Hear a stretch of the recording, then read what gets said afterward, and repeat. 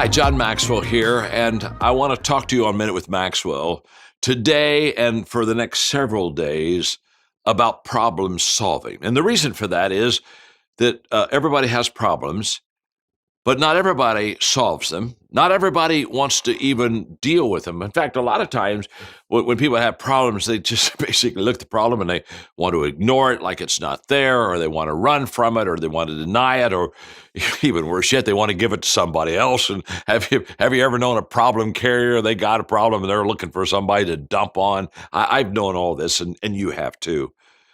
I think it's a subject that's worth some time on our hands. Just you and I on Minute with Maxwell for the next several weeks, just really kind of looking at it and saying, okay, how do I handle problems? Because I promise you before the day's over, you're going to have a problem.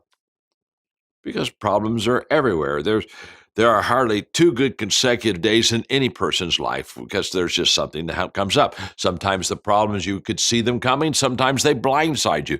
But we're just plagued with problems. And the issue is not, are we going to have problems? The issue is, are we going to solve them? Are we going to get better because of them? Are we going to fix them? Had an interesting phone call recently with Carly Fiorina, who was the CEO for several years at Hewlett-Packard, and probably known in the corporate world as the first female to really become a CEO of a great established company. And she's just a terrific leader, wonderful person. And in our conversation, I was talking to her about problem solving, and she said basically, she started out literally as a secretary. She started out, quote, at the very bottom of the food chain. And she slowly worked her way up to becoming the CEO. And I said, well, how did you do that? And she said, I was good at solving problems.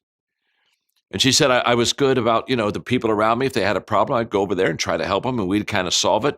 And she said, I began to develop a reputation as, Carly's a problem solver. And she said, when the company would have a problem, if it landed on my desk, it was in my little area, I would fix it. We'd go do something about it. And she said, I kind of problem solved my way up to the top. Well, what I'm going to do now is in these next lessons, I'm going to give you some problem solving principles, things that are just going to help you solve the problems because you got them, I got them, all God's children got them, okay? So we'll work together for these next several weeks. I know you're going to enjoy this series, so stay with me because every day I'll give you another principle on problem solving. Thanks for being with me today on Minute with Maxwell.